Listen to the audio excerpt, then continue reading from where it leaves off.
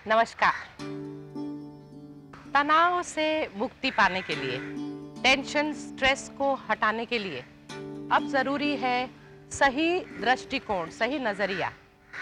जीवन में तो सब कुछ है, लेकिन बस यही है कि हम वो पॉजिटिव एंगल, जो अच्छा भाग है जीवन का, जहाँ ब्राइटनेस है, उसके साथ रहें। दूसरी चीजें तो होती ही रहेंगी, लेकिन वो ब्राइटनेस के साथ में रहें।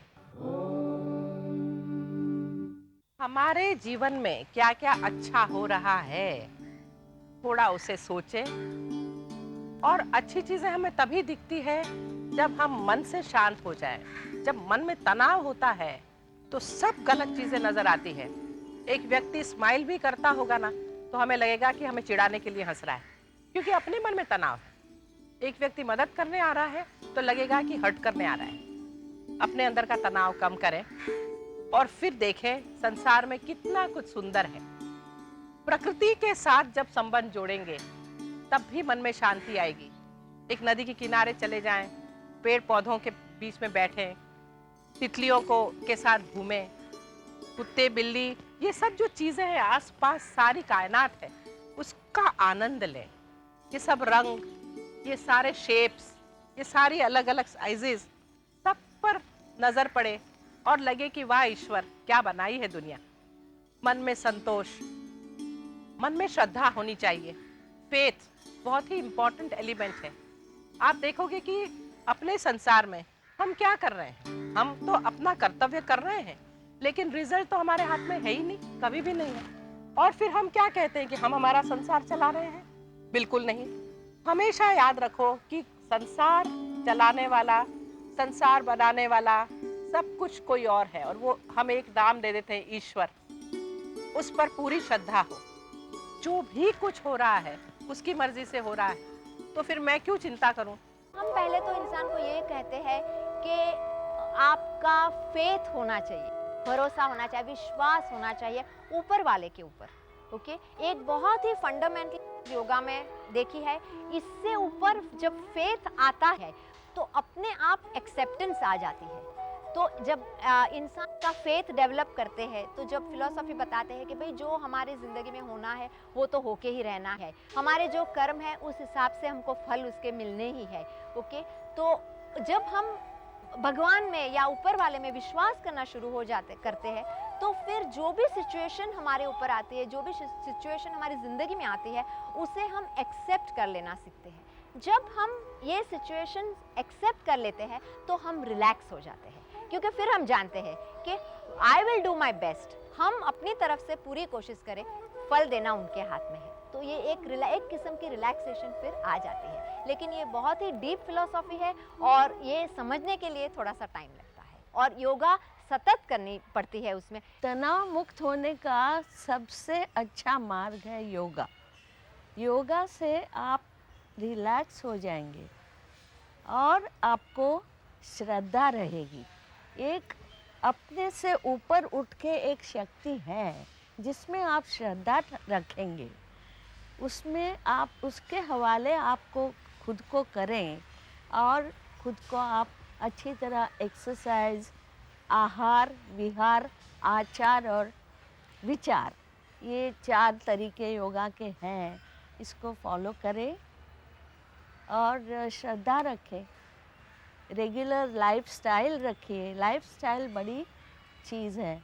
नरसिंह मेहता का जो कहना था कि भाई तारू कर्यू छे तू छे नाथ, हे प्रभु ये तेने संसार बनाया है, तू इसका नाथ है, मुझे क्या लेना देना, तू भी मेरा है, मैं तेरा हूँ, तू मेरा है, आनंद में हूँ, मुझे कोई चीज़ से प्रॉब्लम नहीं, कहीं भी मुझे तनाव नहीं। तो इस तरह की भावना मन में हो। अपना ही जीवन देखो, सवेरे से रात तक हम कितनी चीज़ें करते हैं। मुझे बताओ कि ये सब चीज़ों में अगर ईश्वर की मदद नहीं होगी तो क्या हम ये सब कर पाएंगे? आपने तो एक दूध रखा गर्म करने, उतने में फ़ोन आया, आप फ़ोन उठाने चले गए, अचानक दूध याद आई कि भाई ये दूध गर्म रखा है, तो आप भाग के आते हो बंद करने। आपको लगता है आपने याद की, आप तो भूल गए थे।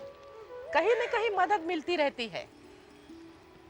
दिन भर आप देखोगे कहीं से भी ताकत आती है, मदद मिलती है, लेकिन हम वो देखते नहीं हैं। हम अपने अहंकार में आकर, हमारी अविद्या में आकर वो हम देख नहीं पाते, हमें लगता है हम ही सब कर रहे हैं। मैं का आय हटाएं और ईश्वर को अंदर लाएं, प्रभु में श्रद्धा, अपने कर्मों पर विश्वास, अपने कर्म इसी तरह करें कि जिससे हम याद रखें कि वो फिर हमारे पास ही आने वाले हैं। तो ये आनंद तभी संभव है जब मन में संतोष हो। प्रभु का गुण ही है संतोष। ईश्वर में जो गुण है वो है संतोष, कि ईश्वर को कुछ चाहिए नहीं, वो सर्वशक्तिमान है, सब कुछ है उसके पास। हमारे मन में भी ये फीलिंग आनी चाहिए, क्योंकि हम में भी ईश्वर का अंश है ना, तो हम में भी ये फीलिंग आनी चाहिए कि मेरे पास सब कुछ है। जब मेरे पास प्रभु है तो मुझे किसकी चिंता है? If God is there with me, why should I worry?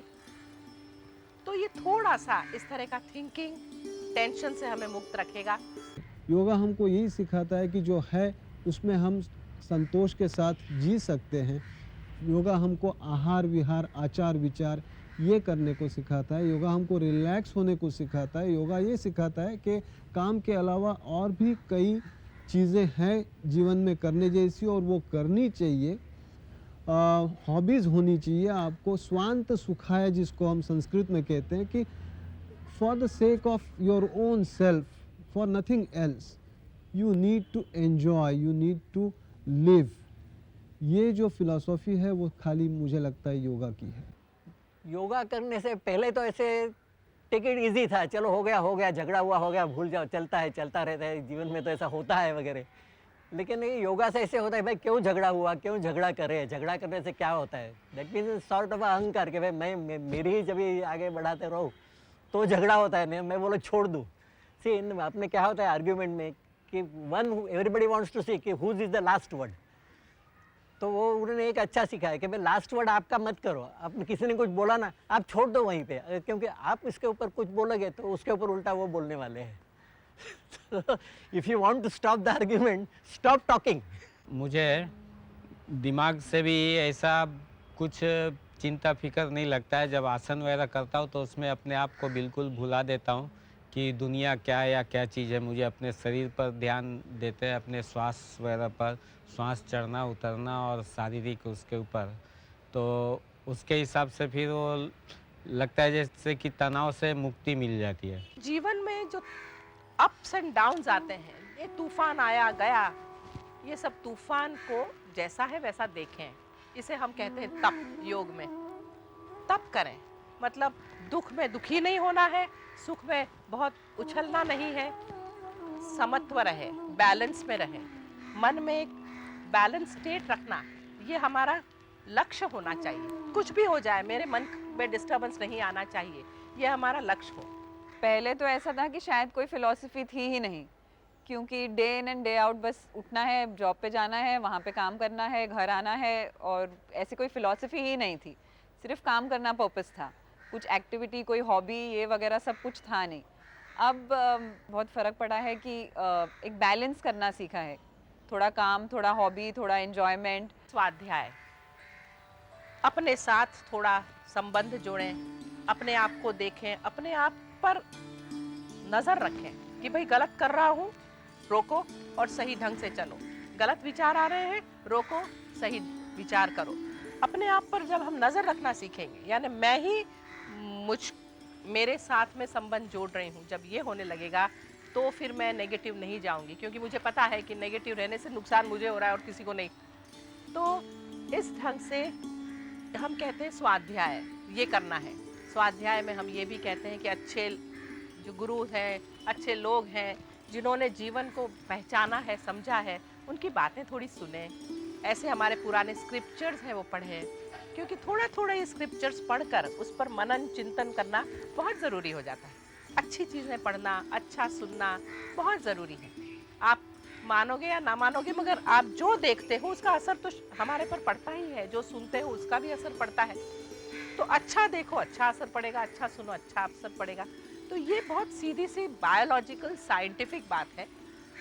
कोशिश यही करें कि हम अच्छे विचार के लिए अच्छी चीज़ें सुने और देखें। दुनिया की बहुत सारी बीमारियां अगर एक वाक्य में कहनी है तो उसकी साइकोलॉजी मैं ये कहूँगा कि उसकी कमीज़ मेरी कमीज़ से ज़्यादा सफ़ेद क्यों, ये जो साइकोलॉजी है अपनी, योगा हमको ये सिखाता है कि कंपटीशन करो, ज़रूर करो, लेकिन वो अपने आप से करो। कल मैं क्या था, आज मैं कौन हूँ और कल मैं कहाँ होना चाहता हूँ। इस तरह से अगर अपने आप से हम कंपटीशन रखेंगे तो हम जहाँ तक मेरा ख्याल है दुखी नहीं होंगे। लेकिन अक्सर होता ये है कि कंपटीशन हम दूसरों से करते हैं, तुलना हमेशा हम दूसरों के साथ करते हैं। सेल्फ डेवलपमेंट मेन फिलॉसफी हो गई है अब, बट उसका मतलब ये नहीं कि और कुछ नहीं करना है। सब करते हुए, सारी एक्टिविटीज़ करते हुए, फन, एंजॉयमेंट, काम, घर सब देखते हुए अपने आप को डेवलप करते रहना चाहिए। योगा कुछ ऐसी चीज़ नहीं है कि जो आप हफ्ते में 3 बार गए जिम के ऊपर, जैसे आप बैठ के एक्सरसाइज करके वहाँ पर ख़त्म हो गया और 3 बार हफ्ते में चल दिया, ऐसी बात नहीं है। Yoga is a way of life, इसलिए ये कोशिश जो है रोज़ करनी पड़ती है, कोशिश जारी रखनी पड़ती है। आजकल योगा एक एक्सरसाइज के तौर से उसको गिना जाता है। जैसे कि कोई जिम्नाशियम में हम गए, उसी तरह से हम कहते हैं कि हम योगा इंस्टीट्यूट जाके योगा करके आए। मेरी समझ में योगा और दूसरे एक्सरसाइज जो हम देखते हैं उसमें काफ़ी बुनियादी फ़र्क है। और ये फ़र्क ये है कि बाकी सब एक्सरसाइजेज जो है उससे हमारे मसल्स को, हमारे स्नायुओं को और हमारी हड्डियों को एक्सरसाइज मिलता है और उसमें हमारी कैलोरीज बर्न होती है। वेयरएज योगा में एनर्जी कंजर्व होती है, क्योंकि योगा करने से कैलोरीज बर्न ज़्यादा नहीं होती। योगा से मसल्स और बोन्स इनको ज़्यादा एक्सरसाइज नहीं होता, वो होता है ज़रूर, लेकिन उससे कई ज़्यादा एक्सरसाइज इंटरनल ऑर्गन्स जो हमारे रहते हैं, अंदर के जो अलग अलग हमारे ऑर्गन्स है, पेट है, लिवर है और भी कई ऑर्गन्स है, तो वो ऑर्गन्स को ट्यूनिंग अप करना ये योगा का सबसे बड़ा काम है। और ये ट्यूनिंग अप करने से हमारी एनर्जी कई गुना बढ़ जाती है। और मुझे लगता है कि ये इसेंशियल फ़र्क है और एक्सरसाइज में और योगा में। ज्ञान, ये ज्ञान की जो बात है वही योग की बात है। अवेयरनेस की बात है, ये योग की बात है। स्ट्रेस कम करना है तो फिर अवेयर बन जाओ अपने आप पे कि मुझे क्या चाहिए, आज मुझे करना क्या है, क्या यही मेरी दिशा है। जो यही दिशा नहीं है तो फिर सही दिशा पे आ जाओ। यही है योग का ध्येय, यही योग सिखाता है। ध्यान ऐसे नहीं लगता है, ध्यान लगता है जब भी पूरा जीवन मेडिटेटिव हो। तो यही है बात ध्यान की, प्राणायाम की, प्रत्याहार की, और यही है बात अपनी और अपने जीवन की। योग का मतलब सिर्फ आसन ही नहीं है। सारे लोग कहते हैं कि योगा मतलब सिर्फ आसन, सिर्फ फिजिकल एक्सरसाइज, लेकिन वो नहीं है। आसन हमें हेल्प करता है अपने बॉडी को एक्टिविटी देने में, ऊर्जा मेंटेन करने में। जो ऊर्जा, एनर्जी लेवल्स हमारे बॉडी में होती हैं वो उससे मेंटेन होती हैं। जब कम हो जाएं तो बढ़ जाती हैं, एंड सो ऑन, बैलेंस हो जाता है। बट योग सिर्फ वो नहीं है। योग is a way of life, कि एवरी मोमेंट आप अवेयर हैं, आप क्या कर रहे हैं, आप क्या खा रहे हैं, आप क्या सोच रहे हैं। ये पूरा जो है, each and every moment of life is yoga. It is not actual spiritualism, क्योंकि दिस इज धर्मनिरपेक्ष है। कोई भी उसके बाद में तो हर एक का वो फेथ होगा, वैसे अलग अलग हो सकता है। So that everybody is to follow his own faith, but be faithful. While following your faith, be faithful. और ऐसा मत समझो कि आप ये एक चीज़ कर रहे हैं वही सही है और दूसरे कर रहे हैं वो बराबर नहीं है।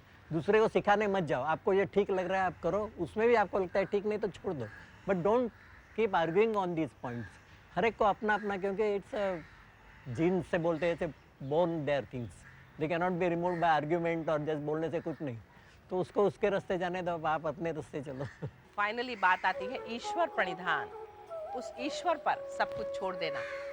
वो मीराबाई हमेशा से कहती रही कि भाई वो कृष्ण मेरा सब कुछ है, मेरे तो गिरधर गोपाल। तो क्यों नहीं उस ईश्वर पर छोड़कर, उसने तो जहर भी पी लिया, उसे क्या फर्क पड़ा। हम ये पूर्ण समर्पण अगर ईश्वर पर कर दें तो मन में आनंद ही आनंद रहेगा। खैर, संसार में रहते हुए संसार से अलग रहना है। जैसे एक कमल, लोटस, उस लोटस ऐसा खिलता है मगर रहता है वो कीचड़ में। कीचड़ संसार का प्रतिरूप है और कमल उसी में से सब कुछ लेता है लेकिन अपना एक अस्तित्व बनाता है। ओम चांटिंग जो है ये एक स्पिरिचुअल प्रैक्टिस है और एक प्रोलॉन्ग प्राणायाम भी है। हम में से बहुत सारे लोग ये प्रैक्टिस रोज़ करते होंगे। कहते हैं कि ओम चांटिंग के कुछ 101 तरीके हैं। हम जो यहाँ बताएंगे वो बहुत ही इजी और बेसिक तरीका है इसे चांट करने का। इसके बेनिफिट्स कई हैं। सबसे ज़्यादा बेनिफिट्स इसके ये है कि ये हमारे इसके जो वाइब्रेशंस होते हैं, ओम चांटिंग के कुछ वाइब्रेशंस होते हैं। जब हम चांट करते हैं तो ये वाइब्रेशंस हमारे बॉडी और माइंड में पैदा होते हैं। उसकी वजह से हमारे जो एनर्जी चक्रस है वो एनर्जाइज होते हैं। तो ये जो हमारे बॉडी के अंदर एनर्जी चक्रस जो है 7 एनर्जी चक्र है हमारे बॉडी में, उसको ये वाइब्रेशंस जो है एनर्जाइज करते हैं। इसके बेनिफिट्स हार्ट पेशेंट्स के ऊपर तो काफ़ी लोगों ने एक्सपेरिमेंट करके देखे भी है कि ये उनको किस तरह से बेनिफिट मिलते हैं उसके। एक और बात ध्यान में रहे कि जिस वक्त हम ओम चांटिंग करें तो उस वक्त हमारा ध्यान ओम के ऊपर ही रहना चाहिए। 2 सूत्र योगा में ओम चांटिंग के बारे में कहे हैं। पहला सूत्र कहता है तस्य वाचक प्रणव। प्रणव का मतलब है ओम। हिज डेजिग्नेटर इज ओम। इसको शब्द रूप ब्रह्मन के रूप में हम जानते हैं। और दूसरा सूत्र कहा है कि तज जप तद अर्थ भावनम। जिस वक्त आप ओम चांटिंग करें तो आप भावना से करें। हमारा ध्यान ओम चांटिंग के वक्त ओम के आकार के ऊपर रहना चाहिए। ये किस तरह से किया जाता है आप देख लीजिए। पहले नॉर्मल ब्रीदिंग में बैठना है, माइंड को थोड़ा सा स्थिर करना है। उसके बाद एक लंबी सांस अंदर लेनी है और फिर धीरे धीरे सांस को छोड़ते हुए ओम का उच्चार हमें करना है। जब हम ओम चांटिंग करते हैं तो आवाज़ जो है पेट के अंदर से आनी चाहिए, गले के अंदर से नहीं आनी चाहिए। किस तरह से किया जाता है ये देख लीजिए। सबसे पहले आप पद्मासन में हो सके तो पद्मासन में बैठ जाए, वज्रासन में हो सके तो वज्रासन में बैठ जाए, या अगर नहीं बैठ सकते तो पलटी मार के बैठे। हाथ इस तरह से पहली उंगली को अंगूठा के साथ चिपका के ज्ञान मुद्रा में बैठे। ओम चांटिंग करते वक्त मुंह के ऊपर कोई भी तनाव ना होना चाहिए।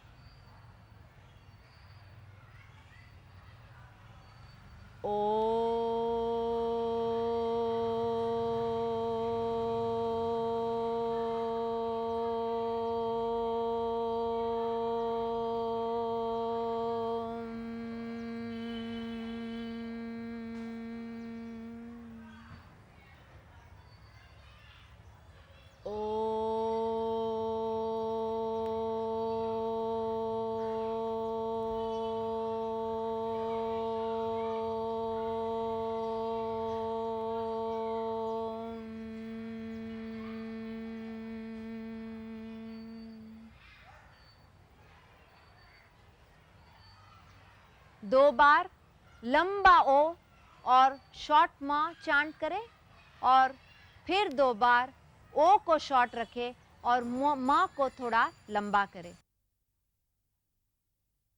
पहले नॉर्मल ब्रीदिंग करें थोड़ी देर।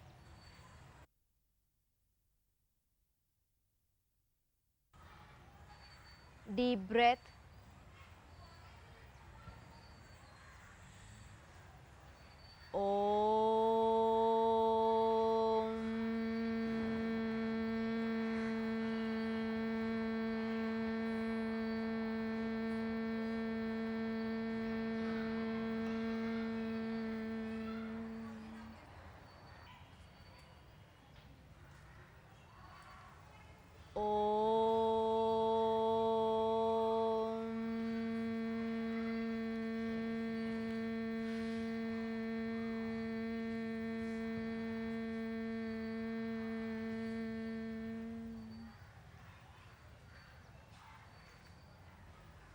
चांटिंग के बाद थोड़ी देर इसी अवस्था में बैठे और अपने शरीर में जो ओम चांटिंग के वाइब्रेशंस पैदा हुए हैं उसके ऊपर थोड़ा सा ध्यान करें.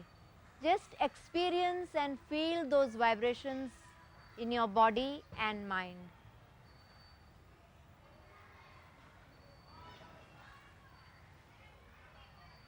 ऐसा महसूस करें जैसे ये ध्वनि जो है, ये गुंजन जो है, ये आपके पूरे शरीर में और आपके दिमाग में पहुंच रहा है. इसके बाद हाथ को मल दीजिए. धीरे से हाथ को अपने चेहरे पर लगाएं.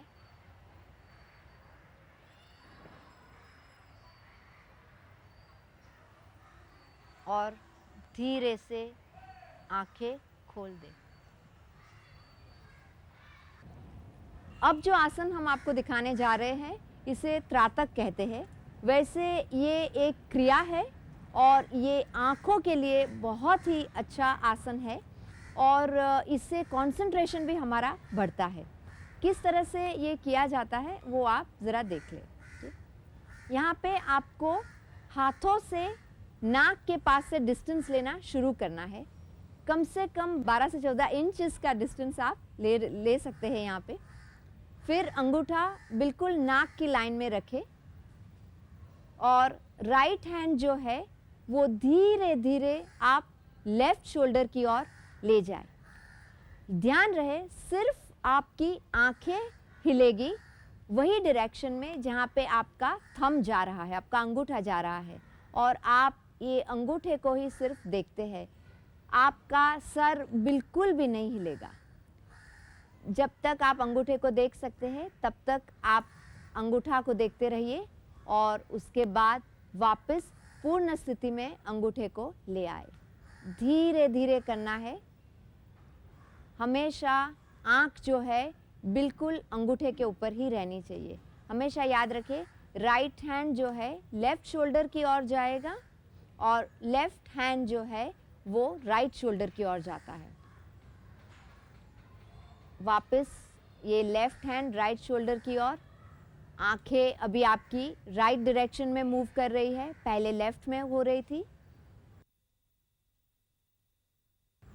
तो यहाँ पे आंखें जो है लेफ्ट राइट दोनों डायरेक्शंस में फिलहाल मूव हो रही है. अब राइट और लेफ्ट में आई मसल को एक्सरसाइज करने के बाद ऊपर और नीचे करना है.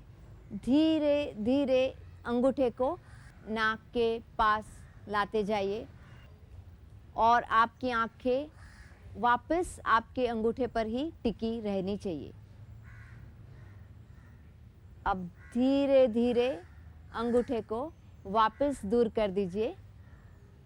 उसके बाद राइट हैंड का अंगूठा लेफ्ट हैंड के अंगूठे के ऊपर रख दे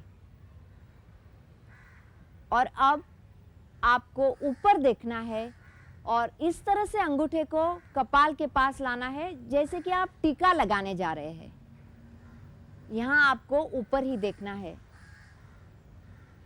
जब तक आपका अंगूठा दिखता रहे तब तक आप अंगूठे को पास लाते रहिए. उसके बाद वापस आप अंगूठे को पूर्ण स्थिति में ला दे और हाथ नीचे कर दे. इसके बाद आंखें बंद कर दे. दोनों हाथ को मसले एक दूसरे के साथ और धीरे से आंखों के ऊपर अपनी दोनों हथेलियां रख दे. प्लीज़ मेक श्योर कि आप आंखों को प्रेस नहीं कर रहे हैं. धीरे से, इसको कपिंग बोलते हैं. ये बहुत ही ज़रूरी है आंखों के लिए. You just create darkness. आंखें बंद करके हाथ आंखों के ऊपर रख के डार्कनेस क्रिएट करना है आपको. थोड़ी देर इस स्थिति में रहिए और फिर हाथ नीचे कर दें. यहाँ ये जो एक्सरसाइज है ये आपने देखा है कि हम आईबॉल को कभी भी लेफ़्ट राइट ऊपर और नीचे चारों डायरेक्शन में मूव नहीं करते हैं. इसलिए हमको चश्मे आ जाते हैं या और आँखों की तकलीफ भी आ जाती है. ये स्पेशली स्टूडेंट्स के लिए और उन लोगों के लिए जो कंप्यूटर्स के ऊपर काम करते हैं, ये बहुत ही बेनिफिशियल आसन है। आंखों को काफ़ी रिलैक्स कर देते हैं और इससे हमारा कंसंट्रेशन भी बढ़ता है। तो अब जहाँ तक तनाव, टेंशन का सवाल है, यही याद रखना है कि बने जा वहाँ तक समझदारी बढ़ाएं, धीरे धीरे इस तरह के व्यक्ति हो जाएं कि आपको कोई चीज़ से तनाव आए ही नहीं। लेकिन अगर तनाव आ गया तो फिर सिर्फ पॉजिटिव थिंकिंग या सिर्फ कसरत या सिर्फ बैठ के कुछ गाना सुनना या प्रकृति के पास बैठने से काम नहीं चलेगा। हमें 5 एरियाज में ध्यान देना पड़ेगा। तनावपूर्ण व्यक्ति को खाने पीने पर ध्यान देना पड़ेगा कि वो प्रवाही ज़्यादा खाए, भारी खाना ना खाए वगैरह, समय पर खाए, समय पर सोए वगैरह। तनावपूर्ण व्यक्ति को ये देखना पड़ेगा कि उसका एनर्जी लेवल हमेशा बनाए रखे। एनर्जी ही खत्म हो गई तो फिर आप तनाव में और ग्रस्त हो जाओगे। तनावपूर्ण व्यक्ति को देखना पड़ेगा कि मन में हमेशा समझदारी बनाए रखे, नेगेटिव माइंड ना करे, पॉजिटिव ही माइंड बनाए रखे, कोई भी चीज़ को उसी ढंग से देखे। कुछ सिंगिंग, कुछ इंस्ट्रूमेंटल म्यूज़िक, कुछ जोक्स, इन चीज़ों से अपने आप में पॉजिटिविटी भरें। मैं तो बहुत बार ये कहती हूँ कि भाई थोड़े जोक्स ही बोला करो। परिवार के सभी लोग बैठ के अगर 5-5 जोक्स बोलते हो तो कितना आनंद आएगा, बजाय कोई टीवी देख रहा है, कोई कंप्यूटर पर बैठा है, कोई ये कर रहा है। तो वातावरण ही घर का ऐसा हो कि जिसमें थोड़ा लाइवली एटमॉस्फेयर हो तो तनाव कम होगा। और फिर चौथी बात आती है कि थोड़ा विवेक बुद्धि वापरें। विवेक से जो प्रॉब्लम आने वाले हैं उसको तो कम से कम हटाने का मदद करें, दूर रखने का प्रयत्न करें। जो प्रॉब्लम है उसको तो देखना ही है। और 5वां, ईश्वर पर विश्वास रखें। जो भी है, आप अपनी मर्जी से यहाँ नहीं आए हैं। आपको किसी ने नहीं पूछा था कि भाई पैदा होना है क्या, तो आप पैदा हुए हैं, जीवन जीना है। जिस दिन हम पैदा होते हैं ना, उसी दिन हमारा मौत का समय निश्चित लेके पैदा होते हैं, ये याद रखें। इसलिए मौत के बारे में टेंशन ना रखें। जब समय आएगा हम चले ही जाएंगे, लेकिन जब तक समय नहीं आता हमें कोई भी चीज़ मार नहीं सकती। तो एक हार्ट अटैक आएगा और तनाव में आ गए, जरा कैंसर का सुना तो तनाव में आ गए, ये सब ना करें। ईश्वर में श्रद्धा रखें। समय पर हर चीज़ सही होती है। जो भी आपके जीवन में होगा आपके भले के लिए होगा, आपके लिए आनंददायक होगा, यही विश्वास रखें। तो ये 5 एरिया में हमें ध्यान देना है। तो हम तनाव से जो रोगग्रस्त हो जाते हैं, तनाव की वजह से हार्ट अटैक, डायबिटीज़, एस्थमा, हड्डियों के दर्द और माइग्रेन, हेडेक्स और एसिडिटी, ये सारे जो प्रॉब्लम होते हैं, इन सब चीज़ों से बच पाएंगे।